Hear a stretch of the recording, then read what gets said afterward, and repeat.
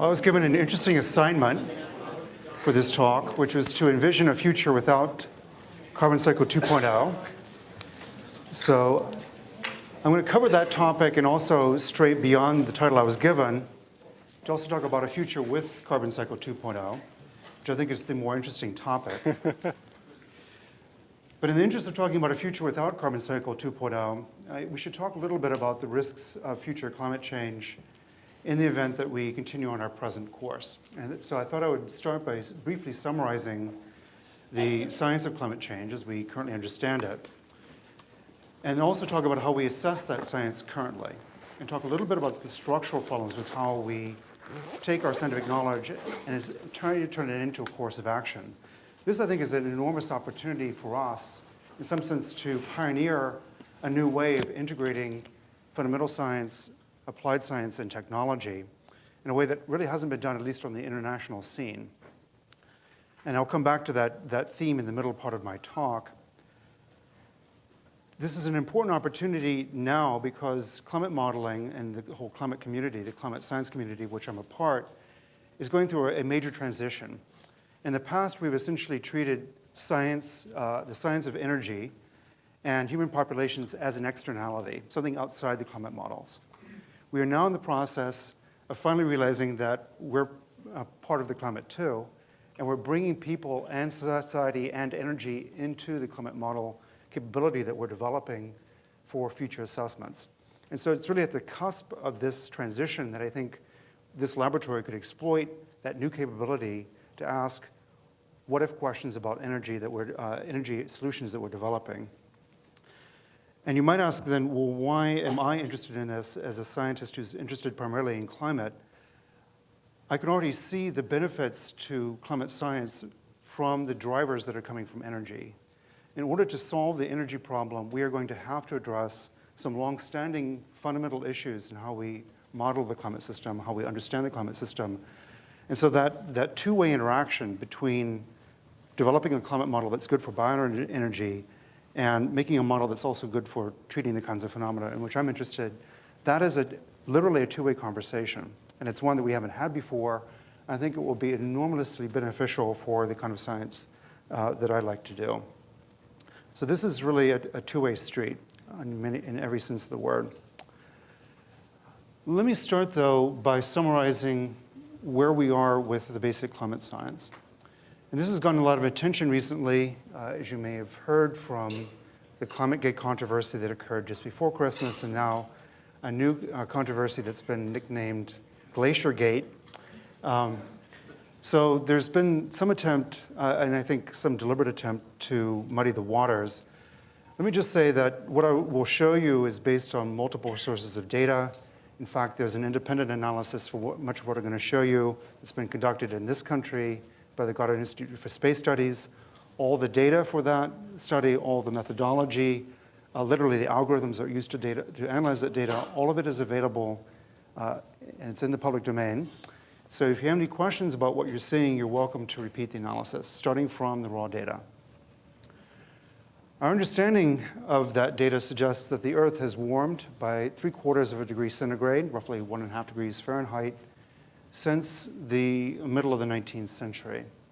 And of course, the climate goes through violent swings. We've heard a lot this year, because it's been an unusually cold year, how this disproves global warming. Well, that's the fallacy of analyzing short segments of a time series. The overall time series is unambiguous. It's better than 99% certain that the climate has warmed, and warmed by close to a degree Celsius since the middle of the 19th century. What does that mean? It means that the hot years are coming more and more frequently.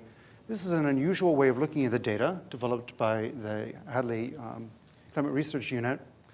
And the color coding here is not temperature, it's time. So the warm colors represent the recent past, dark, cool colors represent the distant past. And what you can see is that the warmest years, this is a temperature anomaly compared to a baseline about 40 years ago, 50 years ago now. The warmest years are occurring now, and the coolest years are occurring in the deep past. And again, this trend is something about which we're quite certain, it's very likely that the last 50 years have been the warmest in the last 500. Paul showed you the beginning and end point of this ice time series. I thought I would show you the time series in order to emphasize the trend.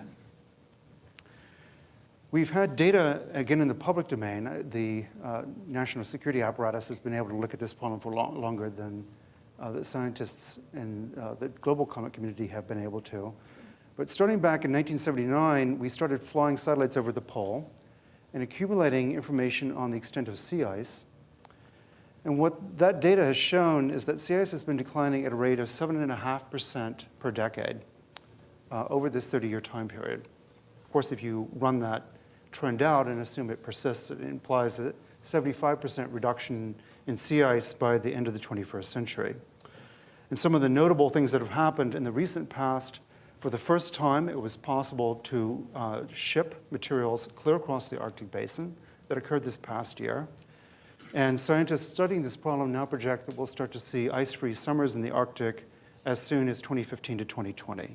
So this problem is imminent.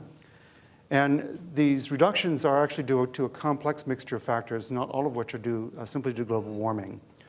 But as far as we can tell, global warming is certainly implicated in this rapid reduction in sea ice. Paul showed this slide of Greenland. I want to emphasize what's been changing about Greenland.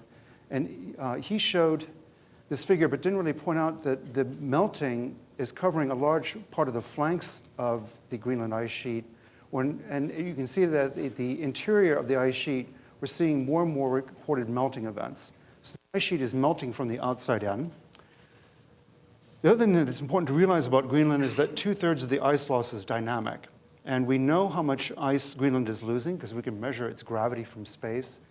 Greenland is losing 200 cubic kilometers of water a year. So it's a very fast loss rate, and it's been accelerating.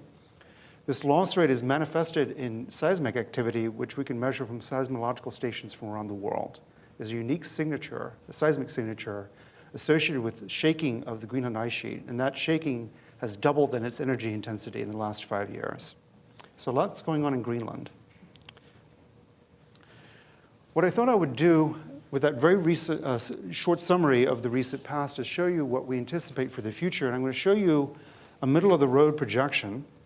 Again, I'm going to start with the distant past, well, the middle of the 19th century, for the purposes of emphasizing that one of the things that we do with these climate models is we calibrate them and actually compare them against the historical record to make sure that we don't badly abuse that historical record.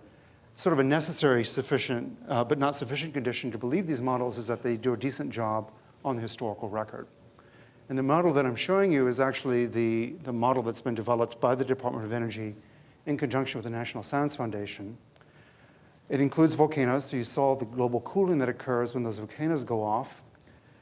And there are some more volcanoes that will occur toward the end of the historical record that we used to actually calibrate how big an effect the volcanoes have had on the climate system.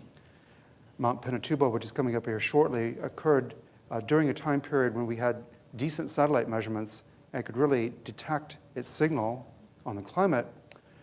When we get up to the present day, we have to hedge our bets.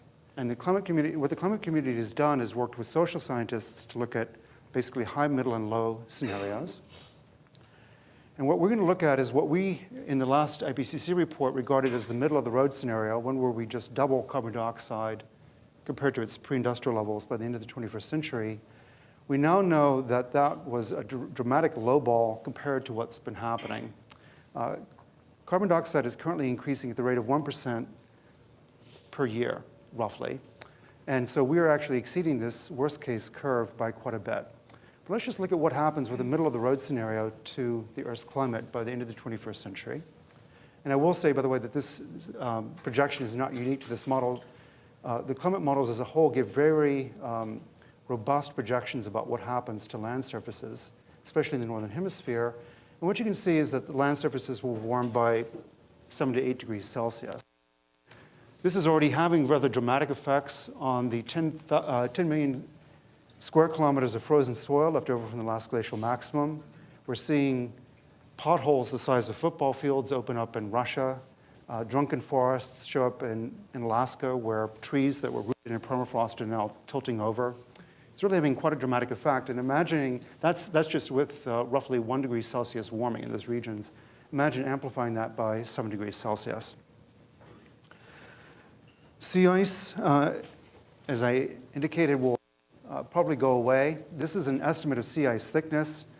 We're fortunate now to be able to calibrate these models thanks to the willingness of the national security agencies to release their satellite data to us, and they've been measuring sea ice thickness for some time. We can calibrate these models against that data, and we now know that this model, which shows a complete disappearance of sea ice in summer by the end of the 21st century, is quite conservative.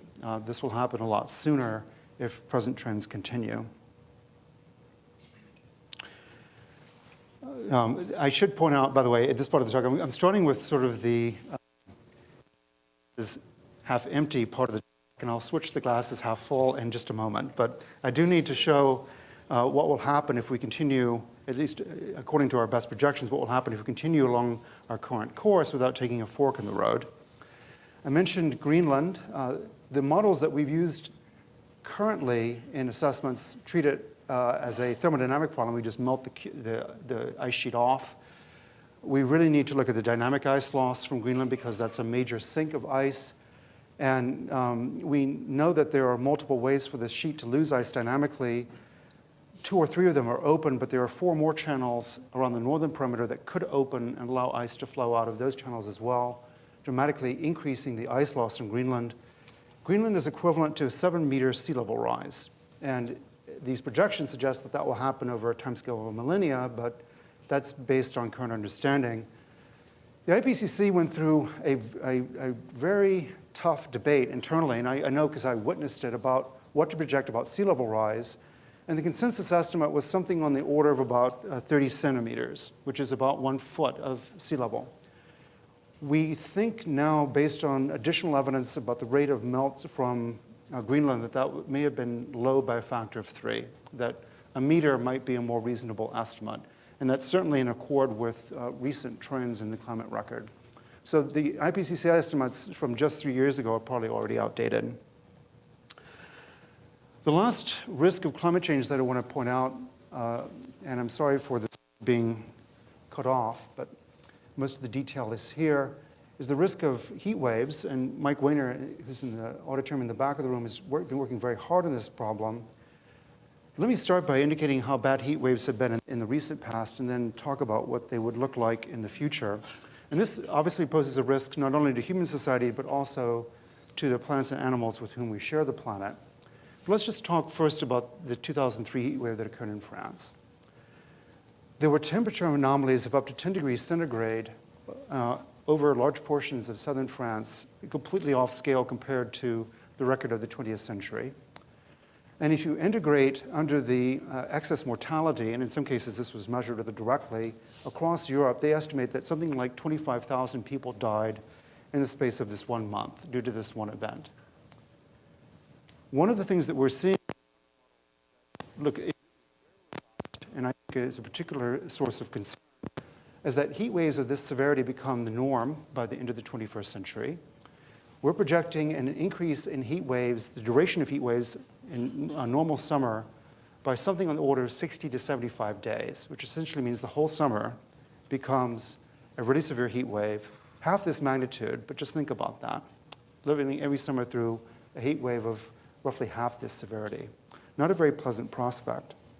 This is a problem that was, and actually one of the reasons for pointing out this problem is that the person who discovered the mechanism, if you look at the chemistry, it also didn't make sense. The slow chemistry of the destruction of ozone in the stratosphere, the reaction rates weren't fast enough.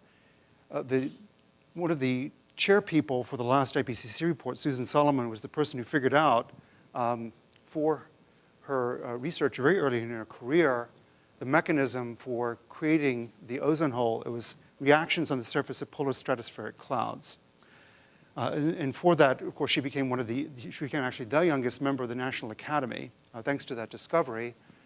And this discovery, the mechanism, was awarded the Nobel Prize back in the early 1990s. The other important thing to point out here, and this gets back to a question earlier about geoengineering, The stratosphere is a very sensitive place, and one of the last things you want to do is increase its reactive surface area. And of course, a lot of the discussion about geoengineering involves the idea of creating an artificial volcano where you flood the stratosphere with a lot of particles that reflect sunlight back to space. At the same time, you increase the reactive surface area of the stratosphere by orders of magnitude. And this is one of those experiments where we don't necessarily know the outcome. So one of the reasons why we should be a little cautious about essentially using a hammer to solve a problem where a scalpel might do. This problem was solved by the Montreal protocols. And again, I'm sorry for the fact that this graph is being cut off.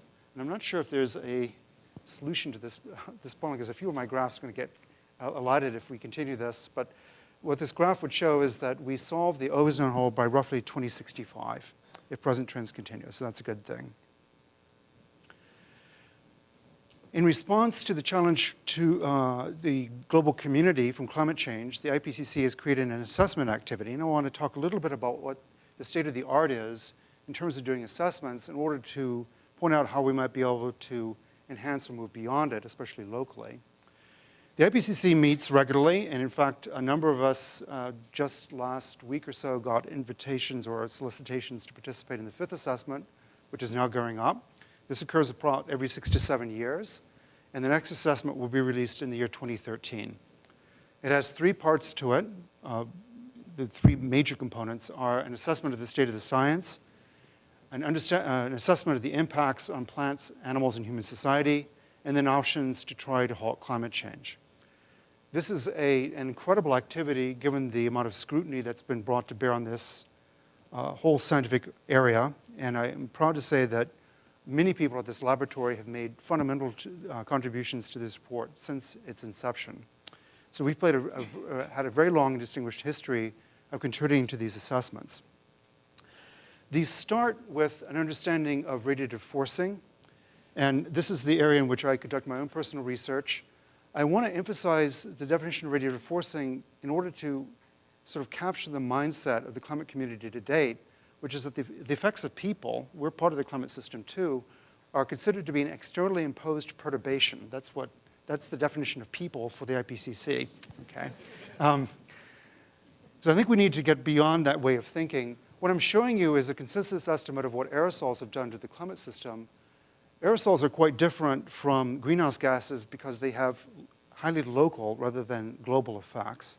And this makes them a particularly tricky problem to treat for a variety of reasons. Let me just point out some, so if you were to look at a corresponding map for the effects of carbon dioxide, it would look very uniform compared to this map. There are regions, for example, due to the production of fossil fuel energy in the Ohio River Valley, where you can see very large reductions in the amount of sunlight that's entering the climate system, similar effects associated with the great industrial belts in Eastern Europe, large effects from India out over the Bay of Bengal and the Arabian Sea, and then, of course, the growing effects of China, which were a real source of concern for the Summer Olympics that were held there. Interestingly, the issue about climate denialism is not, of course, localized to the United States.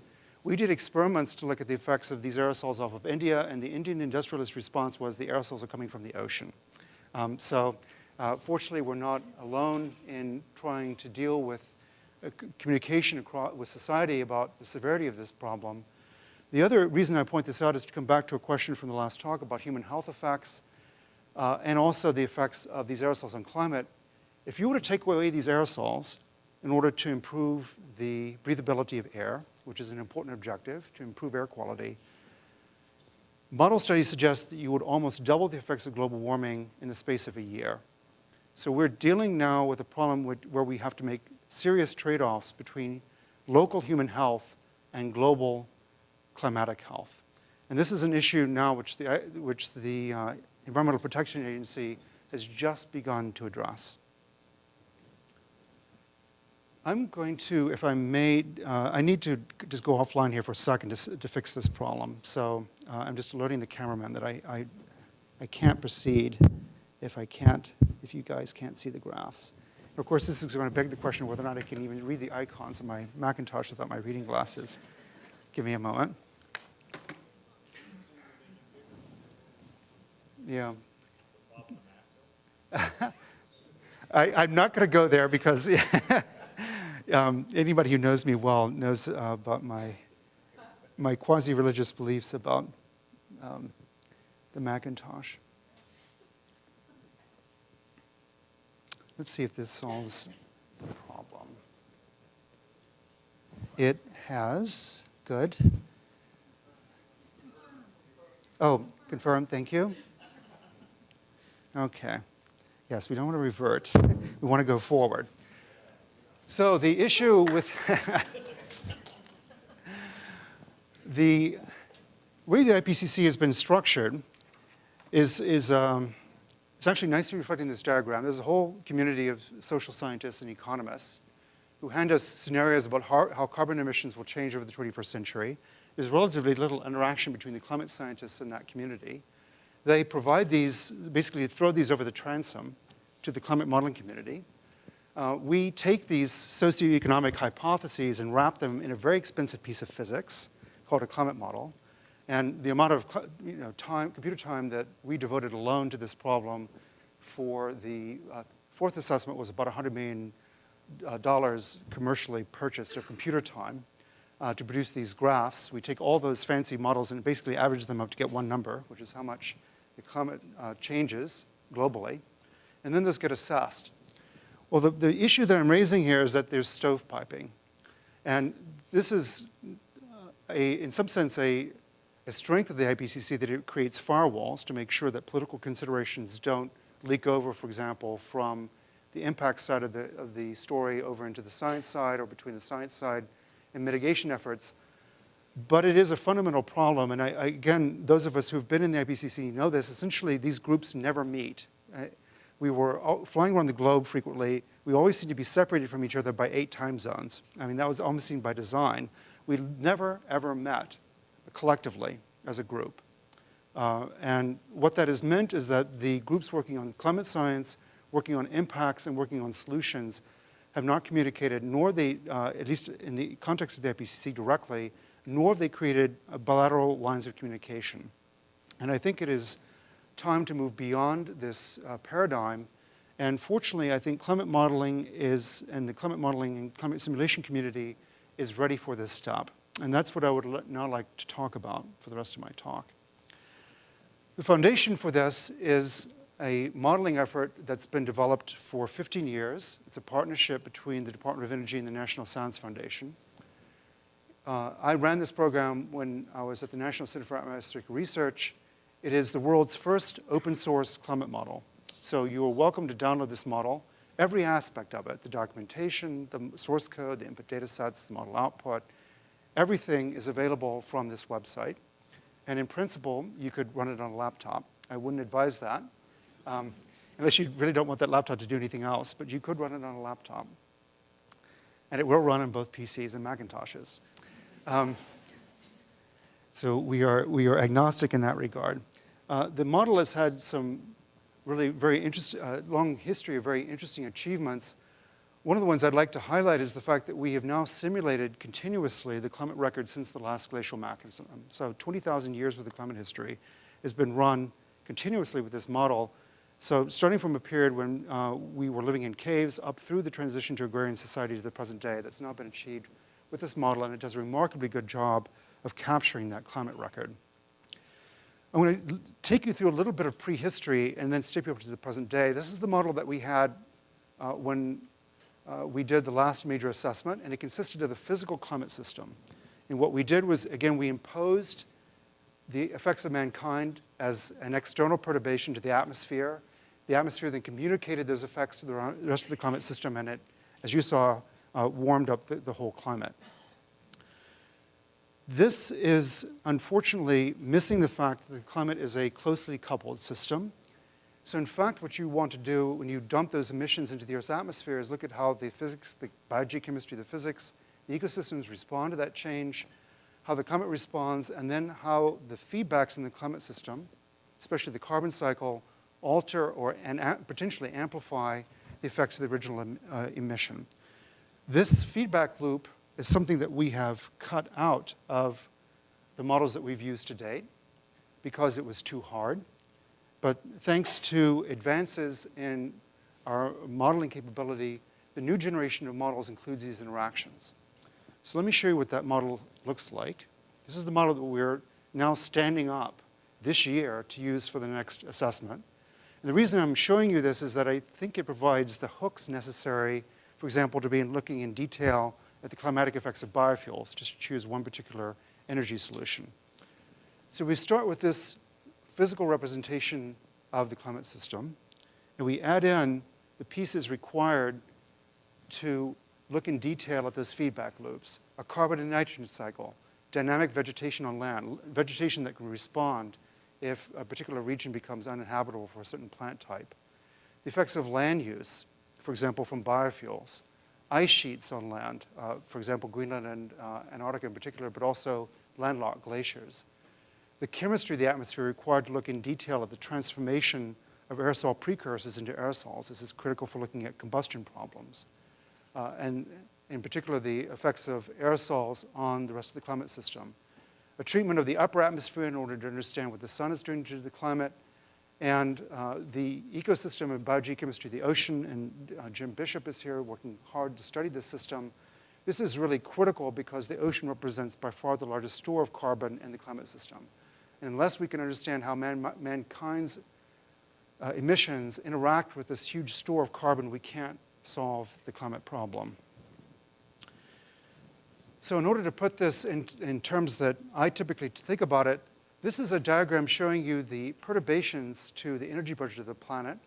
Just to put this scale, to normalize this scale, this range is a little under, it's about 0.6% of the incoming solar energy. So it's a very small perturbation to climate. Warm mixed greenhouse gases are here, aerosols are here, volcanoes over here. Thanks to these additions, we can, with this model, treat almost all of these forcings.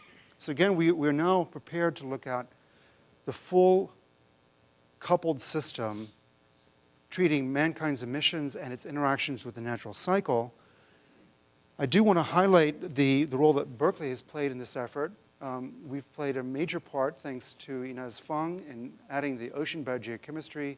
And I've done a lot of work to add in the hooks here in the atmosphere for radiative forcing. But we've also gone beyond that at Lawrence Berkeley to add in a methane cycle. So you'll notice if we go back to this diagram, two forcings are missing, the methane cycle and nitrous oxide. We're now solving the methane cycle here.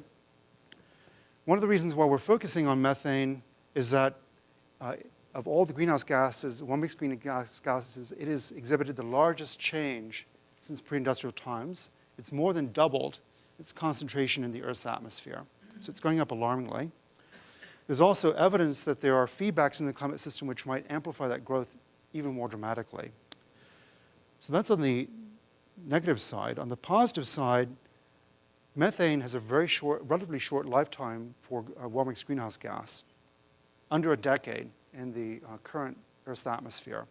That means if we begin to reduce the sources of methane, we can see the benefits from that in a relatively short period of time. And in fact, if you look at the pie charts for the emissions of methane, a very large source of, in fact, the dominant source of methane, at least according to this particular inventory, is leakage from fossil fuel systems. So this is something that we might be able to reduce. The areas that we've been focusing on are wetlands and oceans, and I'll show you examples of those in just a moment. The other thing I want to show you about the or just point out about the budget of methane for the current climate system is that, as you can see, it's out of balance, and the sources are overwhelming the sinks. So we've seen an increase in methane from 800 parts per billion, roughly, in pre-industrial times, up to roughly 1,700 parts per billion currently. And there was a leveling off of methane during the late 1990s, early 2000s. Suddenly people thought this problem had gone away. Methane concentrations are now increasing again, rather dramatically. So what are we doing at Lawrence Berkeley to put in the hooks for this? There's work in the Earth Sciences Division to treat lakes, which form as basically when permafrost at high latitudes melts and you form a depression that can fill with water and form what's known as a thermokarst lake. These lakes become, in some cases, vigorous sources of methane. And there's some great YouTube videos showing what happens when you cut a hole in the ice in some of these lakes and light it on fire, which you can do. A lot of amusing videos and great audio, too.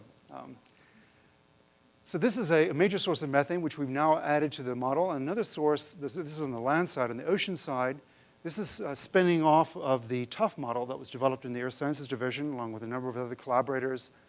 And it was used to look at Yucca Mountain. It's been used by the fossil fuel industry. It turns out to be perfectly equipped to look at methane cloth rates. And so Matt Reagan and George Moritas in Earth Sciences have now taken this model and used it to study what you might not recognize as one of the largest known sources of cloth rate emissions into the ocean floor off of Norway.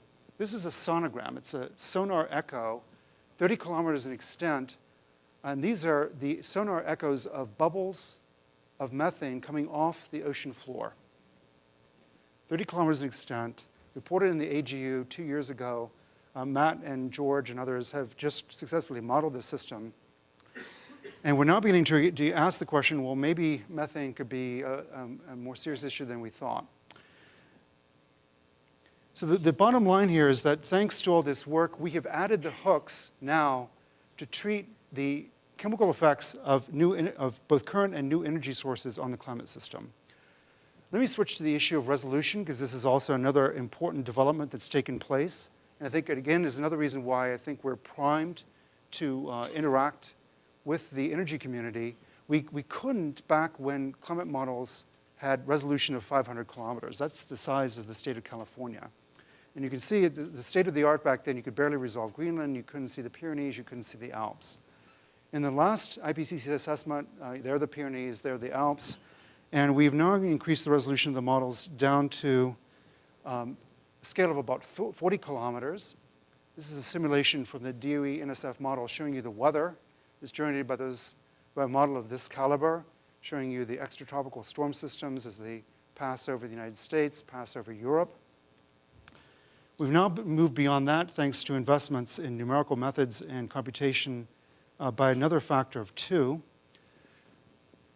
to 4 to resolutions of 10 kilometers. And I think we are now at a point where we should think about modeling locally and acting globally. We can literally, to put this in context, I looked this up this morning just to make sure I get my facts straight. If you look at the size of counties in the state of California, there are roughly 56 counties in the state of California. The smallest one is San Francisco, which is a surface area of 47 square miles. We're now able to resolve that county in models of this caliber. So we can now zoom down literally to the local scale in order to be able to look at the impacts of energy solutions globally. And this is an example of the kind of model simulation one can do. This doesn't deal with the issue of modeling San Francisco's climate, but instead looking at other types of extreme weather. This is a simulation of a Category 4 typhoon off of Japan. And of course, there's been intense interest in whether or not tropical storms might increase in their severity or strength over the 21st century. And again, this is an area where Berkeley Lab, thanks to Michael Wehner's pioneering work, has really been in the forefront of looking at this issue. We're continuing on with this work on resolution, but I'll skip that in order to move on to the energy hooks, which are also very important. So we have, if we just look at the models in terms of their capability of looking at the physics, the chemistry, the biogeochemistry, the climate system, I think they're ready now to treat the biophysical action and the biogeochemical action of biofuels. But the other key here is to actually look at the energy not as an external perturbation, but look at energy markets and how they respond to climate change. And as I indicated earlier, to date that has not happened. We have literally kept the market mechanism that looks at how energy might respond to climate change removed from climate models. I'm happy to say that we are now about to break down that wall. We are taking one of the models that Paul showed, a model that's known as an integrated assessment model. It has a full energy market mechanism I'll show you in a moment. And we're coupling that into the DOE NSF climate model. What is that going to allow us to do? It's going to allow us to look in detail at energy-climate interactions in a way we've never been able to do so before. And we are at liberty to modify the energy market in here to include our favorite new energy technology. It's going to allow us to look at the coupled physical and ecological and human systems, and one of our first projects is to investigate second-generation biofuel sustainability. We're starting from models that look, I've shown you what a climate model looks like. Let's look at what an integrated assessment model looks like currently. Was the state of the art up until last year. These models look at the globe in terms of huge, geographically contiguous economic zones, so they're not able to resolve locally what's happening, for example, in the United States, with biofuels distributed certainly heterogeneously, depending on where the optimal growing zones are located. They have highly simplified energy markets, which don't have the level of specificity that we need to begin looking at some of the technologies being developed by this laboratory. And they have a highly simplified treatment of how the energy market interacts with the land surface. Now, these models, as Paul showed you, they're generating some interesting projections. And this is actually one of the projections that's going into the next IPCC report. They sort of break out how you'll have to generate energy in units of exajoules per year as a function of time. This is actually a scenario that I chose because it includes breakthrough technology, and you'll see, according at least to this scenario, that breakthrough technology, the kind we've just been discussing, doesn't really play a major role in our energy future. Well, I think this is a question that we need to explore in much greater detail. Much of the energy strategies that are incorporated in models of this caliber currently are fairly conventional. You sort of go from oil without carbon capture and sequestration to oil with carbon capture and sequestration, and so on.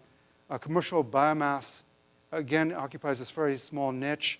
And as Paul pointed out, carbon sequestration plays a major role in all these energy solutions. Well, this is a question that we need to address ourselves internally with our own energy technologies.